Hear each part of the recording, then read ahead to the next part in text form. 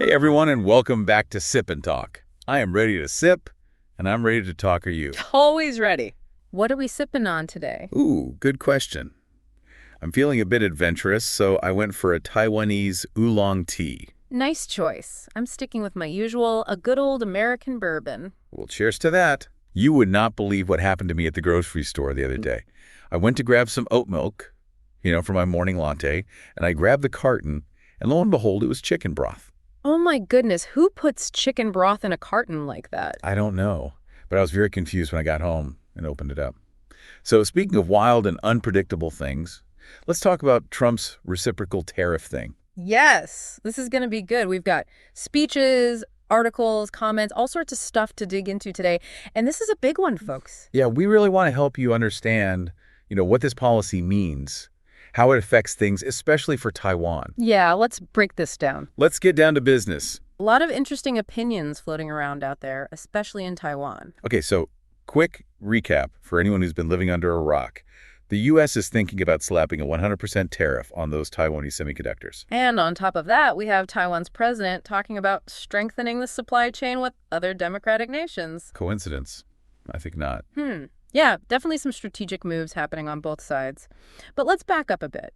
The U.S. president's been pretty vocal about what he sees as unfair trade practices from other countries. Right. He's not exactly known for holding back. So first off, let's paint a picture of this whole tariff firestorm. Right. Trump is basically saying, you hit us with high tariffs, we're going to hit you right back. Exactly. It's all about reciprocity. Right. He's calling it the reciprocal tariff policy aimed at countries he thinks are engaging in unfair trade practices. Unfair in his view. Of course. At least that's what he's saying. Yeah, and his main argument is that this is going to bring jobs back to the U.S. Revitalize American industries. We're steel, we're talking pharmaceuticals, and we're talking semiconductors. Semiconductors, of course, huge topic these days. Absolutely. And as always, Trump does not mince words. Never. In one of his speeches, he actually called tariffs a beautiful word. It's classic. Classic Trump. It is. He even brought up his past successes with the economy, trying to, make people confident in this new strategy. Well, yeah, he's got to make sure people trust that this is the right move. Of course. So he's painting this picture of, a future where American consumers are actually going to benefit from this whole thing. Right. In the short term, prices might go up, but ultimately we'll see lower costs, a stronger economy. So who are we talking about here? Who are the main targets of this tariff tornado? Well, at the top of the list, you got the EU, India, and Japan. Okay, let's start with the EU. Why them? Well, Trump's calling them out for their high tariffs on U.S. goods and their restrictions on certain imports like shellfish. Interesting. Okay, what about India? They're facing heat for high tariffs on U.S. agricultural products. And then you have the non-tariff barriers. Non-tariff barriers. That sounds kind of sneaky. Oh, they can be these rules and regulations that can make it really difficult for American companies to compete fairly in their markets. So not technically a tariff, but still kind of protectionist. Yeah. It basically means the U.S. will match any tariffs that other countries put on American products, tit for tat. Kind of like if you punch me, I punch you back. Exactly. And the president even used Harley-Davidson as an example. Really? How so? Well, Harley-Davidson had to build a factory in India because India was slapping huge tariffs on imported motorcycles. So the president is using that as an example to say, hey, if you want to play fair, we'll play fair. But if you hit us with tariffs, we're hitting back. So he's basically saying, make stuff in America or pay the price. Yeah, pretty much. And his argument is that these tariffs will ultimately create more jobs in the U.S., potentially lower prices for consumers. Yeah. Boost the American economy. Makes sense on the surface, but isn't this whole thing a bit risky? Couldn't it backfire? Oh, absolutely. There are strong arguments on both sides of this debate. Some folks think it's a recipe for disaster, while others believe it's a necessary move to protect American interests. What do you think? Are these tariffs a good idea or a bad idea? Let us know in the comments. Always love to hear from our Sip&Talkers. talkers. Okay, and Japan, why are they on the list? Well, Japan's also got restrictions on certain U.S. goods, especially in the automotive and agricultural sectors. So basically, Trump sees this whole reciprocal tariff system as a way to level the playing field and force these countries to play fair by his rules. That's the idea, but whether it actually works out that way, that's a whole other question. Right, and there's Taiwan. They are a huge player in the global economy, especially when it comes to semiconductors. Oh, absolutely. Taiwan's like the semiconductor powerhouse, with companies like TSMC basically holding the keys to the global chip supply chain. Exactly. And that's what makes this whole situation so interesting, because the U.S. actually buys more from Taiwan than it sells to them. We have this trade deficit, right? Yeah. So Taiwan could be hit hard by these tariffs. For sure. This has got to have them a little worried. So what are they doing about it? Well, they're not just sitting back. Their president has actually pledged to increase investments and purchases from the U.S. to try to ease some of the concerns. So they're trying to kind of smooth things over. Yeah. They're also talking about collaborating more with the U.S. to strengthen and diversify the semiconductor supply chain, which is a pretty smart move strategically. Yeah, it seems like they're trying to walk a really fine line, balancing their economic interests with their relationship with the U.S. They don't want to rock the boat too much, but they also have to look out for themselves. Makes sense. Yeah. So how is all of this playing out online, especially among Taiwanese netizens? They always have a lot to say. Oh, yeah. There's definitely some buzz going around online. A lot of Taiwanese netizens are pretty skeptical of U.S. motives. Really? Yeah, they see this whole thing as a power grab, disguised as fair trade. Interesting. What are they saying specifically? Well, I saw one comment, and it went something like, they just want to slowly transfer all the best technology to the U.S. Let's see if Daddy America can even protect itself. Supply chain is just a supply chain. Why talk about democracy? Wow, that's pretty blunt. Yeah, there's a real sense of suspicion there, a feeling that maybe the U.S. isn't such a reliable partner after all. Yeah, that Daddy America comment is pretty telling. It almost feels like a rejection of U.S. influence. It definitely highlights this tension between economic interests and political alliances. Like they're saying, hey, we need to focus on what's best for Taiwan, even if it means distancing ourselves from the U.S. And it raises this really good question. Can you really separate economics from politics, especially in a region as volatile as East Asia? That is a deep question. It is. It really makes you think. Yeah, it does. And, this conversation has really got me thinking about something we haven't even touched on yet. The human cost of all of this. Oh, right. We can't forget about that. It's easy to get caught up in all the, numbers and the economic arguments. But there are real people's lives that are affected by these policies. Absolutely. We're talking about workers who could lose their jobs, families struggling to afford basic necessities, and entire communities that might be, disrupted by these shifts in global trade. Yeah, these are real world consequences, and we can't lose sight of that. It's a good reminder that behind all these abstract discussions, there are real stories and real lives at stake. So as we continue this deep dive, I think it's crucial to keep that human element front and center. I agree. It's not just about numbers. It's about people. So it's fascinating to think about the long-term, the consequences of this whole tariff situation. Will it actually achieve what Trump says? Will we actually see those jobs come back to the U.S., or is this going to backfire? Yeah. Some experts are saying that, yeah, maybe some industries will benefit, but others might really suffer. And then in the end, won't it be the average consumer that ends up paying more for everyday goods? Yeah, that's a debate, right? Protectionism versus free trade. Both sides have their arguments, and it's really hard to say what's actually going to happen. And what about global relationships? How is this going to affect, alliances and partnerships? Right. Is this whole America First strategy going to isolate the U.S., or is it actually going to force other countries to make deals that are more favorable to us? It's like we're playing a giant game of chess, and we can't really see all the moves, And where does that leave countries like Taiwan? They're so reliant on trade with both the U.S. and China. How are they supposed to navigate this new world of protectionism? Yeah, it's a tough spot to be in for sure. And speaking of China, isn't that the elephant in the room here? This whole tariff thing, is it really about countering China's growing economic influence? Absolutely. That's a huge factor. But will it actually work? Could this strategy inadvertently make China even stronger?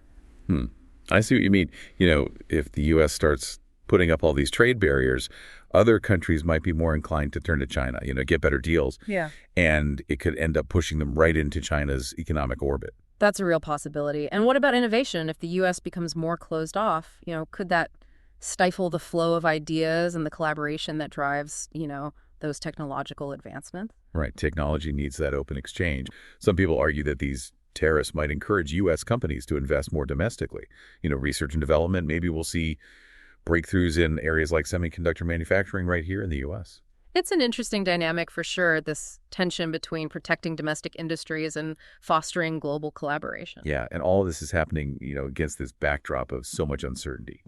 War in Ukraine, tensions with China, a global economy that's still recovering from the pandemic. It can feel a little overwhelming trying to make sense of it all, right? Definitely feels that way sometimes. Yeah, but I think the key is to, stay informed, keep an open mind, and engage in these conversations. There aren't always easy answers, but understanding the different perspectives and the potential consequences, that's crucial to navigating this complex world. Let's shift gears for a moment and talk about the reaction in Taiwan. Oh, yeah. Things are getting spicy online. Taiwanese netizens are not holding back. We're calling it the Doubt America sentiment. Basically, a lot of skepticism about the U.S.'s motives. Hit me with a comment that perfectly captures this Doubt America vibe. All right, here's one that's been making the rounds online. It's a translation, of course. Fear of technology transfer, distrust of U.S. protection, and a feeling that economics and politics shouldn't mix. Yeah, it's like they're saying, let's keep business and politics separate. Exactly. And this Doubt America sentiment is not just some random online chatter. It actually reflects some deep-seated concerns that are worth exploring. So let's unpack it. Why are people feeling this way? Who benefits from this kind of skepticism? And what does it all mean for Taiwan's future? All great questions. And that's exactly what we're going to dive into next. So we're talking Doubt America really gets you thinking. Who stands to gain from all this skepticism? Yeah, it's like everyone's trying to figure out their next move in this giant game of global chess. Exactly. And to understand that, I think we need to look at this whole situation from different angles. Okay, I'm game. Let's break it down. First, let's go back to the U.S. president's perspective. Remember, he's all about America first, right? Right. Make America great again. We've heard it all before. And he sees these tariffs as a way to level the playing field, bring jobs back to the U.S., boost American manufacturing. And Taiwan is right in the middle of it all. They're a key player in the semiconductor industry, which is essential for basically everything these days. Phones, computers, cars, you name it. It's like they're holding all the cards in this high-stakes poker game. And both the U.S. and China are trying to get their hands on those cards. So Taiwan's got to be careful. Yeah. One wrong move could have massive consequences. No doubt about it. They're walking a tightrope, trying to maintain good relationships with both the U.S. and China. Talk about pressure. So what's Taiwan's strategy here? How are they navigating this whole situation? Well, they're trying to strike a balance. On one hand, they're trying to ease concerns in the U.S. by investing more in American manufacturing. Right, like TSMC building that huge factory in Arizona. Exactly. But on the other hand, they're also trying to diversify their markets, reduce their reliance on any single country. Smart move. Don't put all your eggs in one basket, right? Precisely. And this whole situation is a great example of how economics, politics, and trust are all intertwined on the global stage. It's not just about tariffs and semiconductors. It's about power, influence, and who you can rely on in a crisis. Yeah, makes you wonder who you can really trust these days. For sure. It's a complex world out there, full of shifting alliances and hidden agendas. Okay, so we've talked about the U.S. perspective, Taiwan's perspective, but what about China? What's their role in all this? China. That's a whole other layer of complexity. Yeah, they're the elephant in the room, aren't they? Exactly. And their actions could have a major impact on how this whole situation unfolds. But that's a conversation for another deep dive, perhaps. Ooh, I like where this is going. Yeah. So Sip&Talkers, stay tuned for more on that front. But for now, let's zoom out a bit and talk about the bigger picture. Sounds good. What are we zooming in on? Well, this whole Doubt America sentiment, Yes. it's not just limited to Taiwan, right? It's popping up all over the world. You're absolutely right. People are questioning the U.S.'s role as a global leader, its commitment to its allies, and its ability to uphold its promises. Yeah, like that comment we read earlier, can Daddy America really protect itself, let alone anyone else? Exactly. It's a question a lot of people are asking these days, and it's a question with no easy answers. So where does this leave us? What's the takeaway for our Sip&Talkers? Well, I think the key takeaway is that we're living in a time of great uncertainty and change. The old rules of the game are being rewritten, and no one knows for sure what the future holds. Sounds a bit ominous. Maybe a little, but it's also exciting. It's a time of opportunity for new ideas, new partnerships, and new ways of doing things. So it's not all doom and gloom. Definitely not. But it does require us to be more aware, more engaged, and more willing to adapt to a rapidly changing world. Well said. And on that note, let's take a quick break to refill our glasses and gather our thoughts. We'll be right back to wrap up this deep dive with some final thoughts and reflections. Stay tuned. Welcome back, Sip&Talkers. Whew! We covered a lot of ground before the break. We did, from tariffs and trade wars to Daddy America and the global chip shortage. It's been a wild ride. You know, this whole discussion has got me thinking. Uh-oh, I know that look. What kind of trouble are you cooking up now? Nothing too crazy.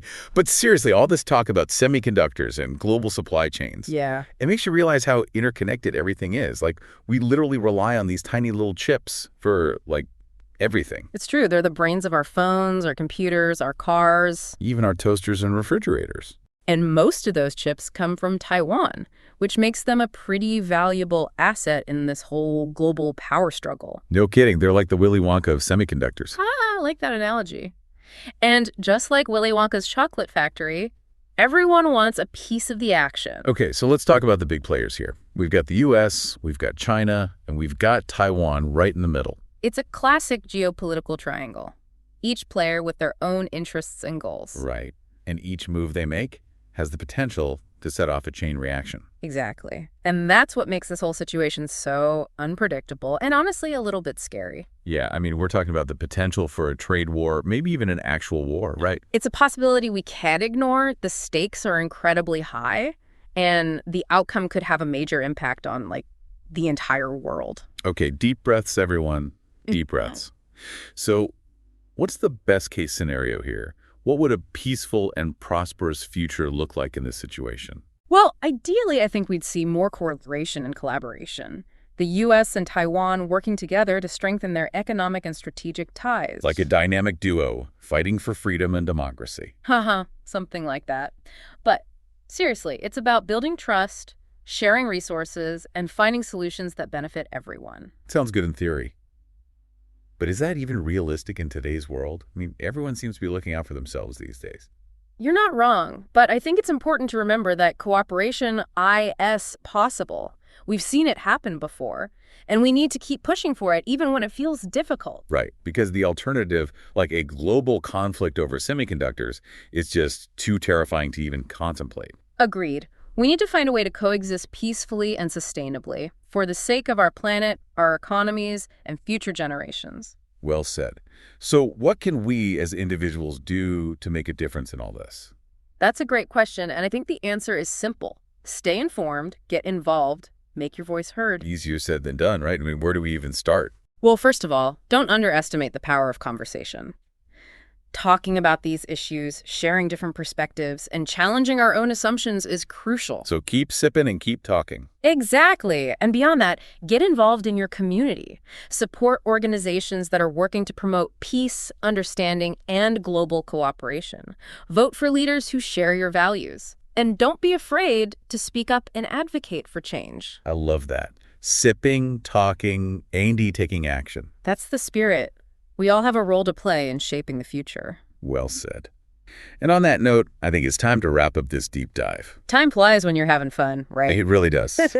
Sip&Talkers, we hope this conversation has given you some food for thought. And maybe even inspired you to take action. We want to hear from you. What are your thoughts on this whole semiconductor showdown? Do you trust Daddy America? Let us know in the comments below. And while you're at it, why not head over to the Mickeytolife YouTube channel for some travel stories, whiskey reviews, and other fun stuff. A little mental escape from all this heavy geopolitical drama. Cheers to that. All right, Sip&Talkers, that's it for this week's deep dive. Thanks for joining us. We'll catch you next time for another round of sipping, talking, and exploring the world around us. Cheers.